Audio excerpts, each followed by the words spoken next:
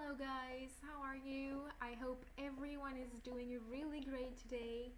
Welcome to SEDA College Online. I'm teacher Dimitra and I will be with you. I will be teaching the upper intermediate course and I'm really excited to be here with you.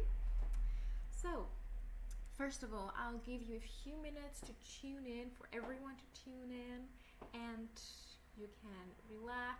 If you are already in front of your screens, make yourself comfortable.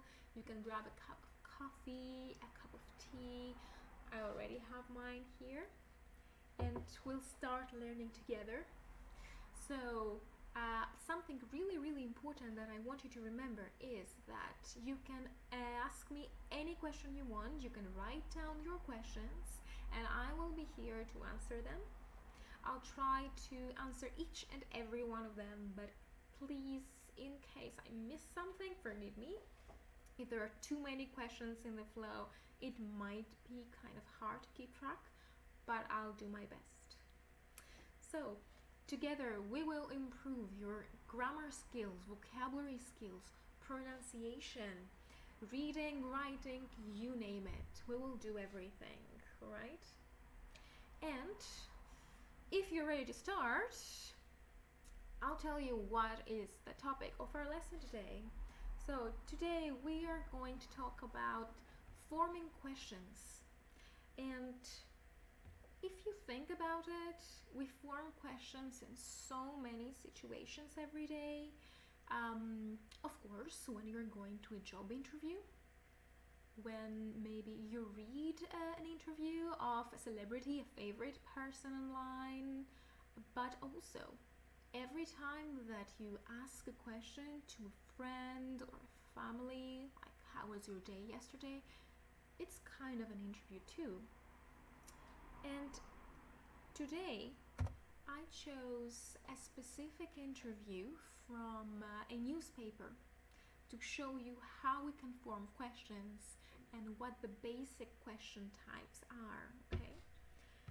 And a tip from me, if you want to practice your question formation more, it is a very good opportunity to use newspapers online.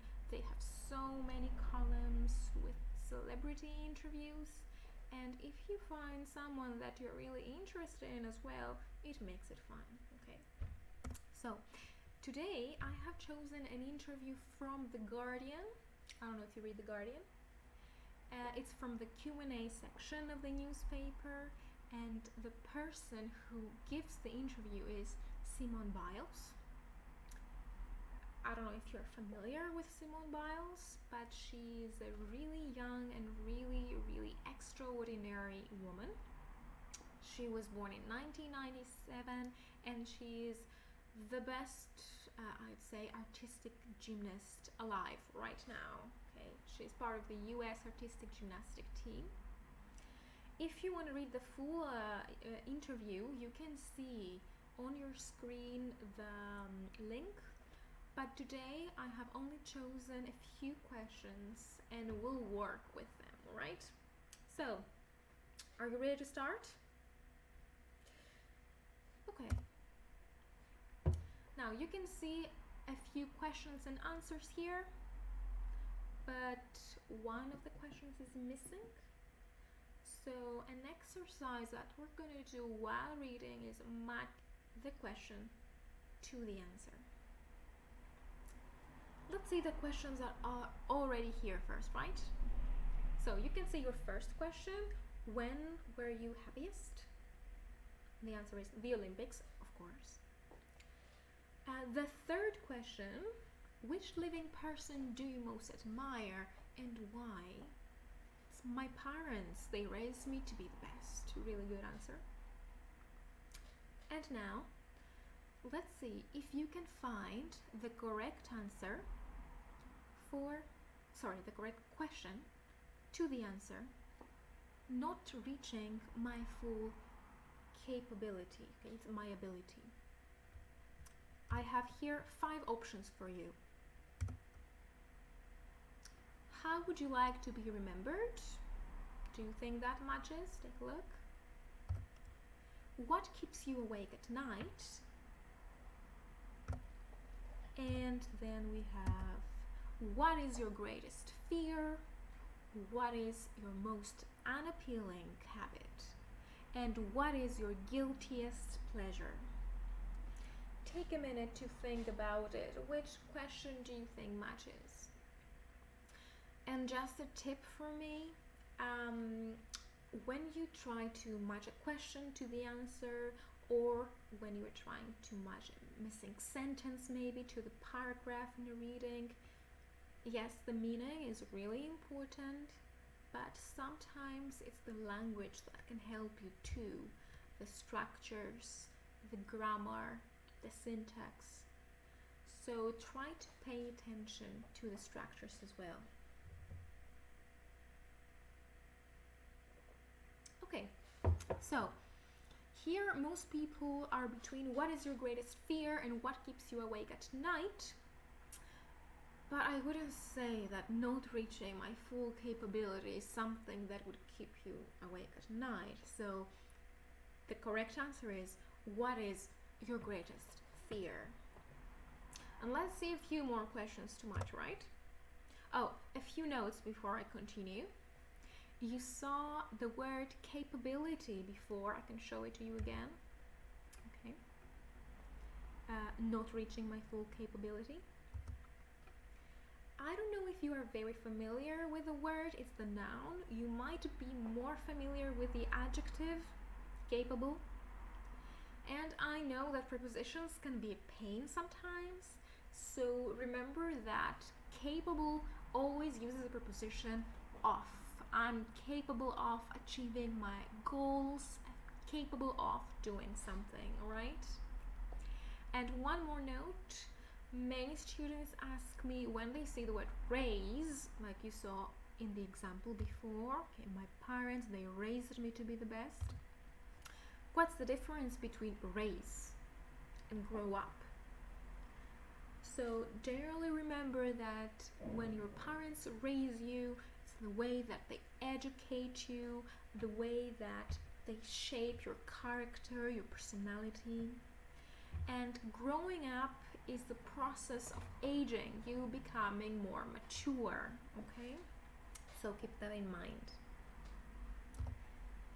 And let's see a few more interview questions here.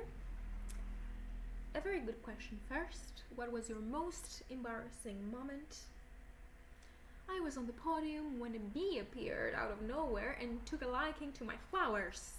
It's interesting. Our second question, what is your most treasured possession? Of course, the Olympic medals. And the answer to the last missing question is rolling my eyes, okay? I don't know if you're sure. This is rolling your eyes. Okay. So let's see your options.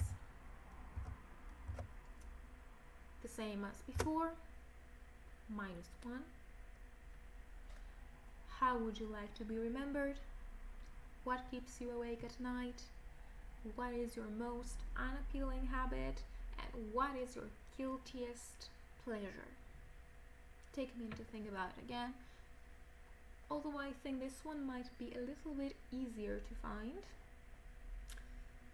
Like, I'm sure you wouldn't like to be remembered because you were rolling your eyes. I don't really think it keeps you awake at night. Now, I don't know if somebody thinks it's a guilty pleasure, but it could be weird. So the answer would be, what is your most unappealing habit? And if you're not sure what the word unappealing means, I have a few notes for you. Something not very attractive, okay? So rolling your eyes might not be the most attractive thing you're doing, okay? And another phrase we saw in the slide before, it's when the bee took a liking to my flowers. It's a very nice expression for you to use, to take a liking to. It means to begin to like something. So if you go in a new classroom, you meet new classmates, and you really feel well being with them. You can say, I took a liking to my new classmates. And let's see a few more questions really fast. What would your superpower be? To be a witch. Good answer, okay. A good witch, of course. It would be cool to control things with my mind and do spells. That's a nice answer. Personally, my superpower, if I had a superpower, I would like to be invisible. And what makes you happy? What makes you unhappy? Pets without homes. That's sad. And let's see if you can find the last question. I think this is pretty easy. We're talking about pizza, ice cream, so probably that rings a bell. Maybe you can make a connection with the word pleasure. That would be my guilty pleasure, and that's the answer. What is your guiltiest pleasure? Okay. And let's take a look at the last set of questions. What did you want to be when you were growing up? The answer is a nurse. And then we have two answers. Overthinking about the future as a confident, inspirational, and very bubbly person. I want you to choose between the two remaining options. This should be easy, but take a minute to think about it.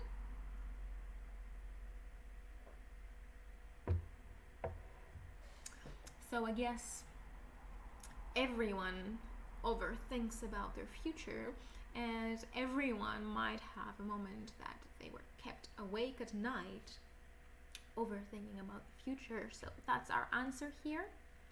And our second one, how would you like to be remembered? As a confident, inspirational person. Now remember when I mentioned earlier that the meaning can help you find the answer, but sometimes it might be the language, the structure that helps you? That's an example. And it's the word as that links to the word remember. In this question, I would always answer as, I want to remember as a kind person. I want to be remembered as a helpful person. So here, as links to remember. And one last note, you might be wondering what the word bubbly means in the last answer. So that's a note for you. A bubbly person is a really lively one, somebody that you love being around. They put you in a good mood. Okay, it's nice to have bubbly people around you. Alright guys, so how was that? How did you do? You can tell me. And remember to continue writing questions. If you have any questions, I will be there to answer them for you, alright? And I'll move on to focus a little bit more on specifics. We saw a lot of questions, but here are 3 examples of 3 specific types of questions I want to talk about. I want you to look at them and think, what are the similarities? What are the differences? The underlined words, of course, might help you. They will be a great help. I think that maybe the first question and the third question are a little bit more common and might seem more familiar to you. The verb be and our auxiliary. Sometimes many students look at question number 2 and they're like, is that correct? Don't we need an auxiliary here? Well, it's correct. But it might be a little bit challenging because the first thing we learn when we form question is use auxiliary, always use an auxiliary. Well, that's not always true. So you see we have be questions where you use the verb to be. One of the first type of questions we learn, what is your name, what is your favorite color. Questions without auxiliary, so we'll talk about this a little bit later in a minute.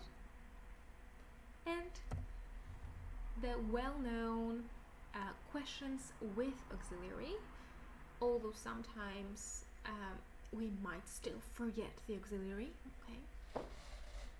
And I want to make a comparison for you between questions with and without an auxiliary. Take a look at these examples. The first one does not have an auxiliary. The second one does have an auxiliary. And focus a little bit on the answer. Now the highlighted letters might help you gather your thoughts towards a specific direction, but generally I want you to see where the answer is in the sentence. Do we answer the question in the beginning or in the end of the sentence? So, in the first question, what makes you unhappy? You see that the full answer would be puppies without homes make me unhappy. The basic part of the question, the answer to the question is puppies without homes. We start with that. But then if you look at the second question, the opposite actually happens. The answer to our question is a nurse. And this is at the end of our sentence. So why does this happen? This is the main distinction, guys, between the questions with auxiliary and questions without auxiliary. In the first case, your answer is the subject to the sentence.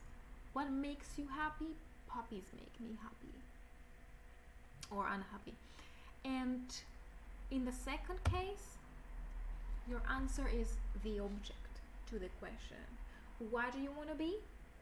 I want to be a nurse. So let's see a few more examples to familiarize yourselves more with that concept. Here you see a few more questions without auxiliary. Focus at the answers. Okay, focus on the answers. It's in the beginning of the sentence, always. Who washes the dishes? My flatmate washes the dishes. What helps you concentrate? Jazz music helps me. Which color calms you? Purple calms me. And if you look at the verbs, there's no auxiliary, just the simple verb. Washes, helps, calms. And now if you take a look at a few more examples with an auxiliary this time. Focus again on the answer and look where our answer is. It's always at the end of the sentence. Who did you meet?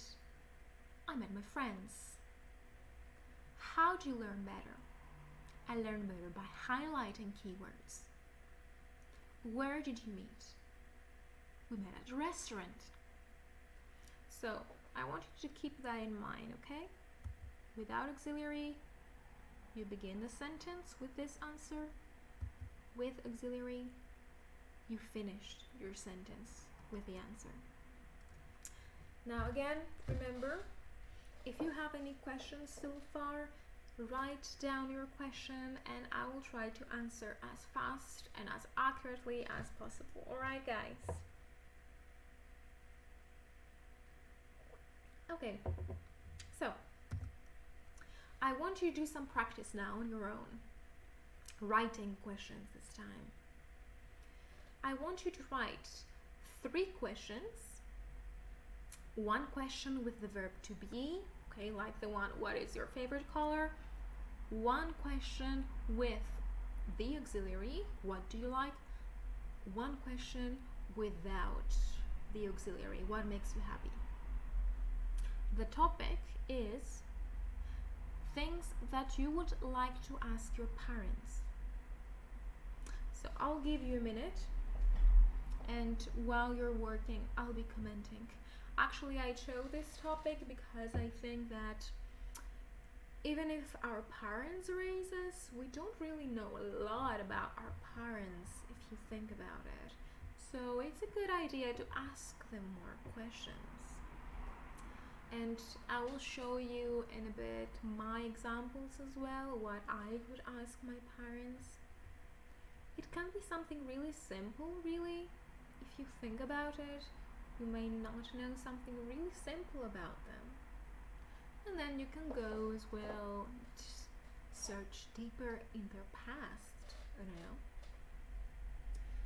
So, let's see. I'll show you my examples. Okay, I would ask my parents, what dreams from your childhood? I think it's a good question. You see, I have the auxiliary here. What is your happiest memory? Might be kind of a cliche question, but I think it's nice. What makes you laugh when you're sad? And in that case, you can see that there is no auxiliary, okay? What makes you laugh? You make me laugh. And in order to practice a little bit more, this time we will listen to an interview, so you'll practice your listening skills, but at the same time we'll focus on questions. So this is Simone Biles that we've been talking about, and this is an interview from BBC. You can hear the questions quite clearly. So I want you to write down the questions that you hear, and then we'll analyze them together. But this is a great opportunity for you to work on your note-taking skills. So you don't have to write the whole question. Some of the questions might be quite long, so don't even bother. Just focus on the basic structure, like what makes you. Focus on the WH word, the verb, subject. Or if it's a very, very long question, focus on did you know, like the auxiliary, the subject, and the verb. Okay? We'll listen 2 times. That's the first time. So relax. Grab your pens, pencils, and I'll play the interview for you. Stay focused because the question starts straight away. Ready? Okay guys, let's go.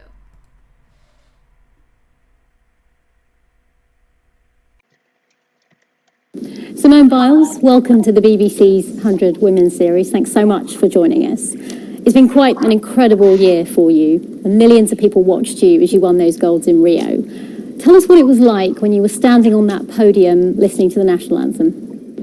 It's definitely a whirlwind of emotions because you feel everything at once. You feel how long you've prepared for that exact moment, and then you feel the pride and joy of representing your country, and then you finally get the gold and you're standing there hearing your anthem, and it's just like, it's no better feeling. Now, you've been called the greatest gymnast of all time, and it's been quite a journey for you. Yeah. When you look at yourself in the mirror, do you see a different person? Do you feel that you've changed through all of this? No, I still feel like I'm the same bouncy, crazy gymnast that I was growing up. I'm just a little bit more disciplined now than I was before, and I've accomplished a lot more. But of course, your life has changed so much. I mean, you've met your crush, Zac Efron, you've taken selfies with Kim Kardashian. What other challenges come with that newfound fame? I I think it's just learning how to handle all of it and all the pressure and all the eyes on you at all times. But other than that, I just try to carry every day the same. Only one American woman has ever won gold on the vault. Simone Biles. Tell us a bit about that meeting at the White House. I got to present an award to them, like a surfboard that all the 2016 Olympians signed. We were like taking funny pictures, like throwing fruits and vegetables. It was crazy. And you've crammed so much into your 19 years. Yeah. Tell us a bit about your younger years, because you were adopted by your grandparents after your biological mother struggled with addiction. I was adopted at a very young age, 3 years old or 5. It was 3. And then I went back, and then I came back at 5. But I was so young, I hardly remember anything. So whenever I was adopted at a young age, I thought like everyone was adopted. So it never fazed me, and it's, I don't know, to me it's never been any different because it's all I've ever known. And I think growing up as a child, me and my brothers and sisters, my parents have always taught us to strive to perfection. And at the beginning of the year, my mom would always make me write down goals on a piece of paper and take it to her. And so that's kind of how I always was very well driven, because I always had the next goal in mind. How much of it is in the mind and how much of it is in just your physical ability?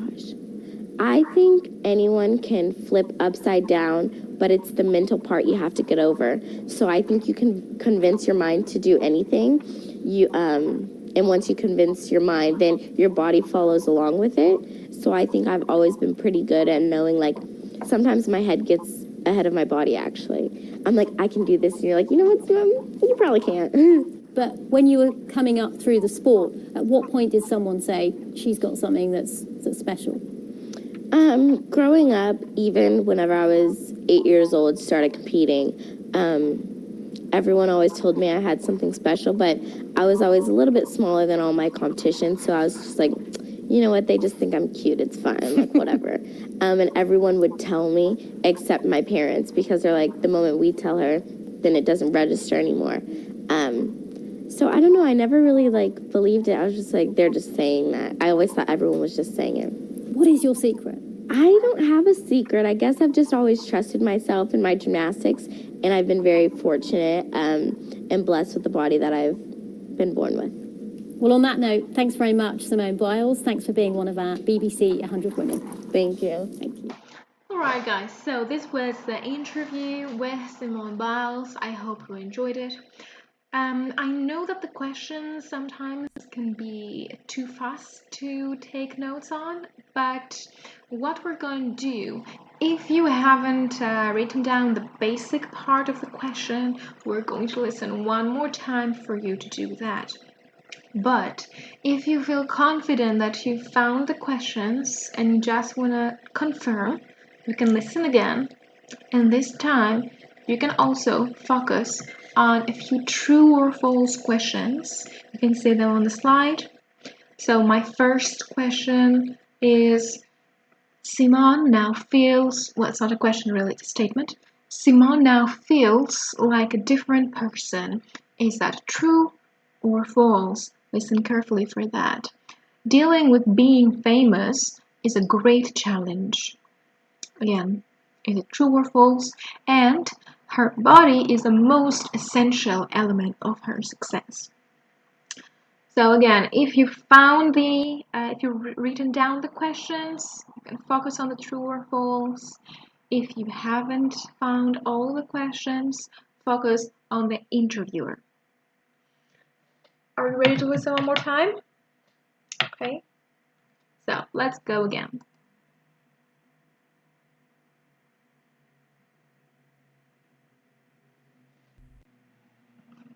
Simone Biles, welcome to the BBC's 100 Women series. Thanks so much for joining us. It's been quite an incredible year for you, and millions of people watched you as you won those golds in Rio. Tell us what it was like when you were standing on that podium listening to the national anthem. It's definitely a whirlwind of emotions because you feel everything at once. You feel how long you've prepared for that exact moment, and then you feel the pride and joy of representing your country, and then you finally get the gold and you're standing there hearing your anthem, and it's just like, it's no better feeling. Now, you've been called the greatest gymnast of all time, and it's been quite a journey for you. Yeah. When you look at yourself in the mirror, do you see a different person? Do you feel that you've changed through all of this? No, I still feel like I'm the same bouncy, crazy gymnast that I was growing up. I'm just a little bit more disciplined now than I was before, and I've accomplished a lot more. But of course, your life has changed so much. I mean, you've Yes. met your crush, Zac Efron, you've taken selfies with Kim Kardashian. What other challenges come with that newfound fame? I think it's just learning how to handle all of it and all the pressure and all the eyes on you at all times. But other than that, I just try to carry every day the same. Only one American woman has ever won gold on the vault. Simone Biles. Tell us a bit about that meeting at the White House. I got to present an award to them, like a surfboard that all the 2016 Olympians signed. We were like taking funny pictures, like throwing fruits and vegetables. It was crazy. And you've crammed so much into your 19 years. Yeah. Tell us a bit about your younger years, because you were adopted by your grandparents after your biological mother struggled with addiction. I was adopted at a very young age, 3 years old or 5. It was 3. And then I went back, and then I came back at 5. But I was so young, I hardly remember anything. So whenever I was adopted at a young age, I thought like everyone was adopted. So it never fazed me, and it's, I don't know, to me it's never been any different because it's all I've ever known. And I think growing up as a child, me and my brothers and sisters, my parents have always taught us to strive to perfection. And at the beginning of the year, my mom would always make me write down goals on a piece of paper and take it to her. And so that's kind of how I always like was very well driven, because I always had the next goal in mind. How much of it is in the mind and how much of it is in just your physical ability? I think anyone can flip upside down, but it's the mental part you have to get over. So I think you can convince your mind to do anything. And once you convince your mind, then your body follows along with it. So I think I've always been pretty good at knowing, like, sometimes my head gets ahead of my body, actually. I'm like, I can do this. And you're like, you know what, Mom? You probably can't. But when you were coming up through the sport, at what point did someone say, she's got something that's special? Growing up, even whenever I was 8 years old, started competing, everyone always told me I had something special, but I was always a little bit smaller than all my competition, so I was just like, you know what, they just think I'm cute, it's fine, like, whatever. And everyone would tell me, except my parents, because they're like, the moment we tell her, then it doesn't register anymore. So I don't know, I never really, like, believed it. I was just like, they're just saying that. I always thought everyone was just saying it. What is your secret? I don't have a secret. I guess I've just always trusted myself and my gymnastics, and I've been very fortunate and blessed with the body that I've been born with. Well, on that note, thanks very much, Simone Biles. Thanks for being one of our BBC 100 Women. Thank you. Thank you. Alright guys, so this was the interview for a second time. I hope this time you got all the questions. We'll take a look together. But first, we'll check the true or false statements. So, does Simone feel like a different person? What do you think? She mentioned it a little bit in the beginning of the interview. So your answer here would actually be false. She said that she has changed a lot, but she does not feel like a different person. She feels the same, okay? Let's take a look at number 2. Dealing with being famous is a great challenge. Is it true or false? Well, I think that even using common sense and not even listening to the interview, you would choose true, and it is true. And let's look at the last one. Her body is the most essential element of her success. Now this could be kind of tricky. You'd expect that for a gymnast, yeah, the body would be the most essential. But no, actually, Simone believes that her mind is way ahead of the body, making her capable of doing things. Right, I hope you did good on that one. And let's take a look at the questions together. Now, I have written down for you the full question, but I just want you to focus on the basic parts, like the auxiliary, verb, subject, etc.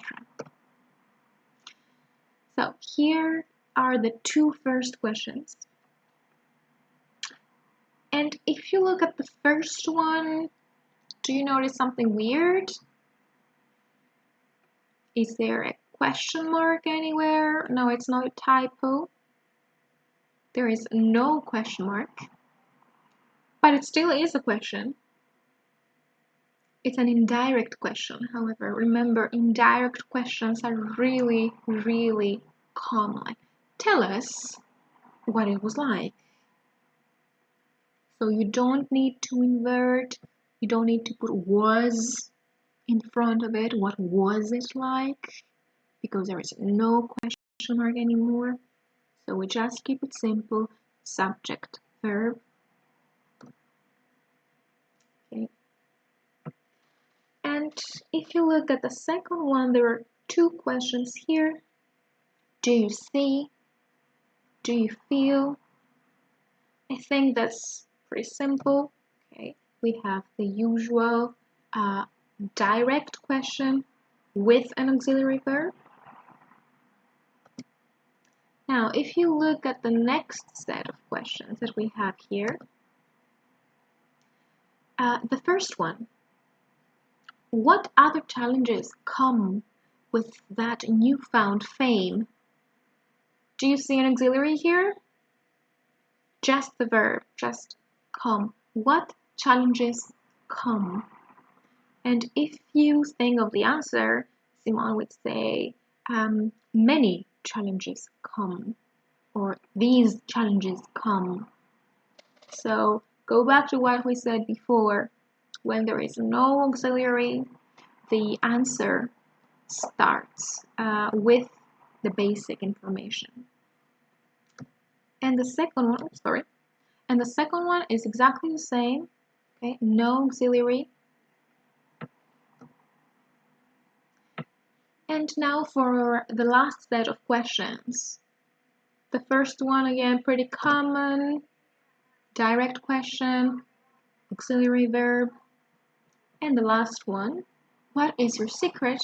Just a question with the verb to be. So you can see, if you just go to any interview, actually, you will find these types of questions. Direct, indirect, auxiliary, no auxiliary. So all of them are more common than you think. Okay, and I just want to take a look before we finish for today at the sentence stress. How do we stress a sentence when you make a question? If you look at the bold words like in my sentences, some people think, do I really need to stress what or who? Yes, it's really important. It's the basis of your question. What, who, when, where. So when you speak, give more emphasis to these words. Now, the auxiliaries might be important for the structure, but they are not really important when you're talking, so you don't have to stress them so much. So in the first one, we would say something like, what do you like? What do you like? See that what and like are much more easily heard than do you. Okay. What do you like? What do you like? The same for the second one. Who and consider would be much more easily heard than do you. Who do you consider? Who do you consider? You see, do you is almost imperceptible sometimes in sentences. So you see that generally the bold words, the important words that convey the meaning, are the WH words, the verbs, pronounce the adjectives, but you don't need to stress the auxiliary verbs or the pronouns or the prepositions. Okay, let's try to pronounce them together, okay? Like we start from the end and we'll go to the front, okay? So we have time, free time, your free time. See, your was really unstressed. In your free time. And then we have doing in your free time. Like doing in your free time. You like doing in your free time. Do you like doing in your free time? What do you like doing in your free time? So you can see that all these words to you in your are very imperceptible.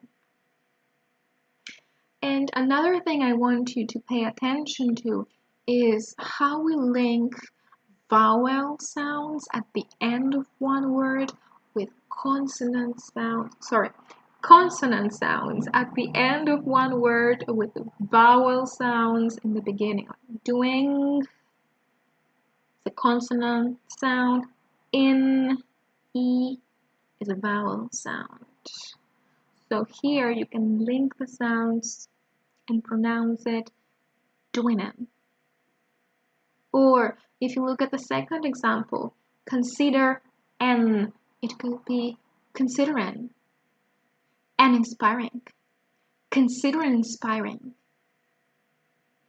And in the last one, it would be quite similar, like living.